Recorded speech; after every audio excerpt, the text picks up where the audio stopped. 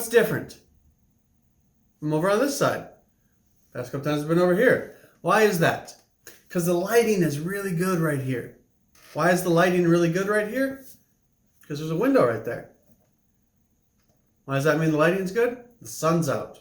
Why is the sun out? Follow me here. Because the sky hasn't fallen. Why isn't the sky fallen? Because the world's not ending.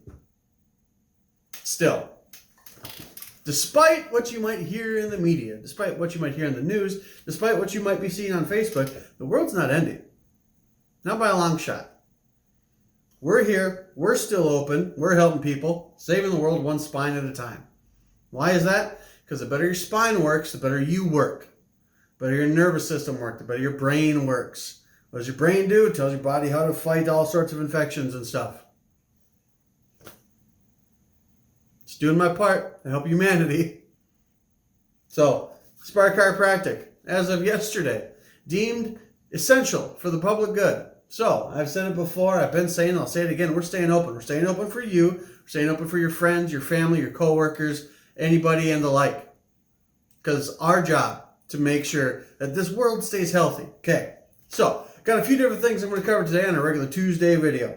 Kind of scatter shooting a little bit here. So, try and stay with me. Number one, as I said, sky's not falling. Still woke up above ground. You know what I did today? Woke up, I went for a run. Did a little 5K this morning. Sub 30, not bad for old Dr. Taylor. Especially considering the entire time I was, swatting the Roni away, just trying to get through it all. Oh wait, no, it wasn't, because again, everything is fine. Like, part of me literally wonders if this wasn't on the news, would we even know? But that's a discussion for another time.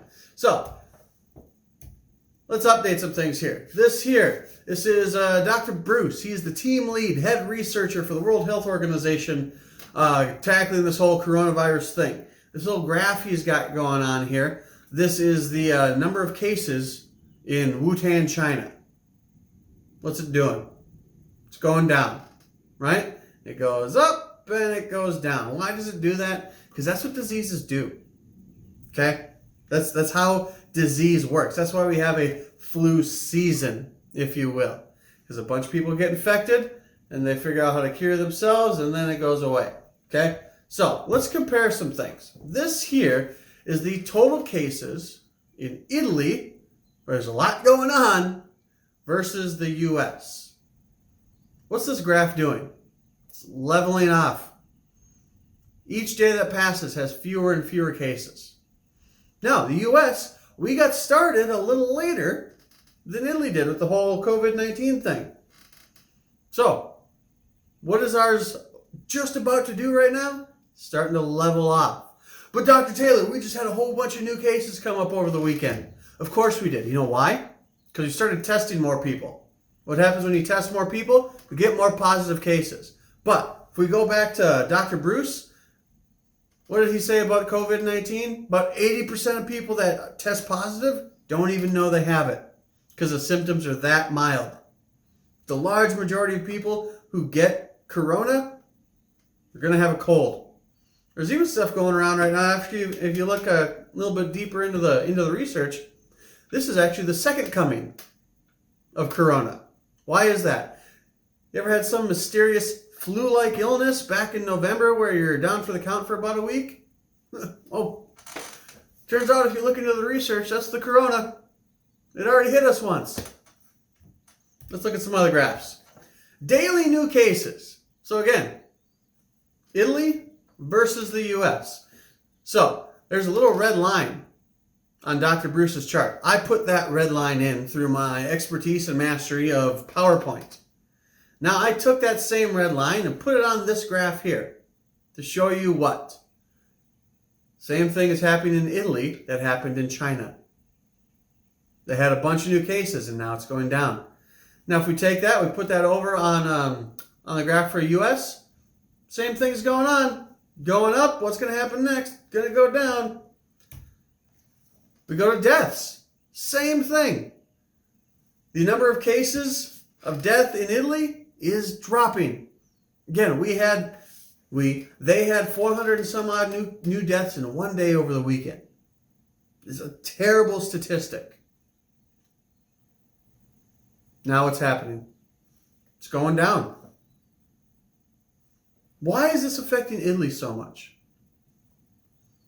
Italy, depending on the source, is one of the top 3 oldest countries in the world. The majority of their population is old. Somewhere in the neighborhood of 95% of those that have died in Italy from corona also had pre-existing and or chronic health conditions. You've got like a 99% success rate of beating this thing if you're already healthy. Maybe a bit of a wake-up call. So, let's talk about this. I mentioned this yesterday.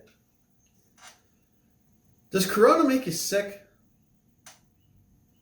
Does the coronavirus make you sick? I contend no. Let's do a little physiology here. A little mixed with a little virology, a little immunology. How do we get more people? Well, one person meets another person, they fall in love, and they make a baby. Okay? That's how people reproduce. How do viruses reproduce? It's not like a man virus and a lady virus get together and they go through a courtship and then they find out they love each other and then they get together and make little baby viruses. It's not how that works. Viruses are leeches. Okay? So what they do, a virus comes in contact with us. And in all reality, little secret, viruses are always around us. Always around us. 365 days a year, 24/7, 365. There's viruses and bugs and bacteria and stuff everywhere that we're contending with. So, viruses come in contact with us. They come in direct, some would say intimate, contact with our cells. What they do, here's a cell, virus latches on, and it injects its DNA into our cells. And our cells do one of two things. They fight it and kill it, or they reproduce the DNA for the virus. You can almost think of it like a surrogate. Our cells are surrogates for the virus. And then that reproduces the DNA over and over and over again. That reproduces the virus, and that's what makes us sick. What kind of cell would do that to its host, right? What a terrible move. You know what kind of cell does that? A sick cell. A damaged cell. A cell that's already dysfunctional. The cell in its weakened state has somebody come on and latch on, a leech, a bad boyfriend, if you will, comes in and just leeches off of the cell and produces all these other little baby leeches, and it makes the whole organism sick. What if I had a seed in my finger right here? It was an oak seed. An acorn, right? If I took that acorn and I dropped it on the floor here, what are the odds that an oak would sprout up out of the floor? 0, right? Wouldn't happen. Why not? The floor is an inhospitable environment for that seed. Now, if I take that same seed, I throw it through this window where the sun is shining through because the sky hasn't fallen yet, and it lands on the grass outside, and let's say somebody's actually prepped the grass. They've dug a hole, so I actually throw it into the hole. Something magical happens and the dirt covers that seed, and then something magical happens for a few more days and that seed gets watered. What's going to happen to that seed? Tree's going to sprout out of it, right? Because the environment was ready to accept the seed. Ready to host the seed, if you will. So, bunch of seeds going on in here, right? Making up their own environment. So, we've got a bad seed. This comes floating along in the air. So, oh no, in through the nose. Oh crap, okay. Bad seed in here. What kind of environment do I have ready for that seed? Do I have a hospitable host for that virus, for that seed? I don't. Why? Because I eat right, I think right, I move right, I get adjusted, I take care of myself. I went for a run this morning, I said that already. This is not a hospitable environment for that kind of seed. So I'm not going to get sick. Now, if you have an environment that is warm and comforting, inviting to something like a virus or a cold or a bacteria, they might snuggle up to one of your cells. Might sweet talk them, whisper sweet little nothings in their ear. Give them a little bit of their DNA. Go, hey, why don't you replicate this for me? And all of a sudden you're overrun. So that happens. What's your body do? Starts to fight it, right? How does it fight invaders? Well, something up top has got to tell them, hey, there's something going on in here. We got to get rid of it. How does your body do that? Messages from your brain, down your spinal cord, out into your body, telling the thing how to work.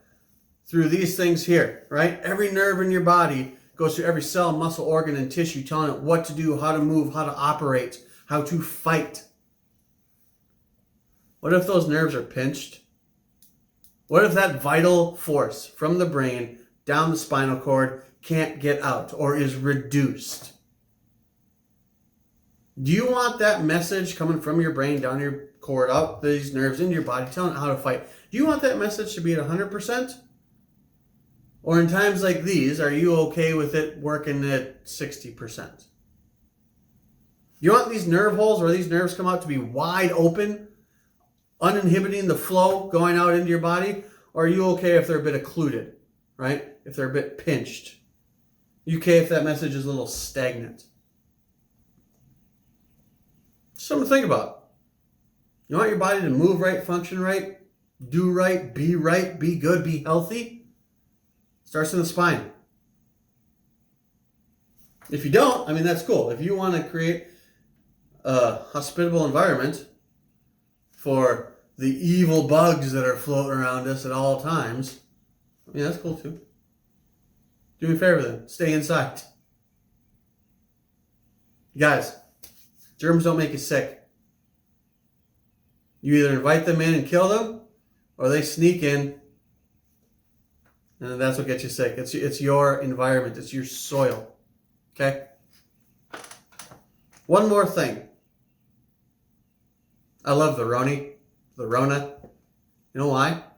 Over the past week, I've seen more people helping people. I've seen more people outside. Saw some kids playing catch at the park. You know, it's baseball season. There's nothing that takes pride in social distancing more than spreading 9 people out over a big field. I saw more people. I live 3 blocks from the office. I saw more people jogging on my commute home yesterday than I think I've ever seen.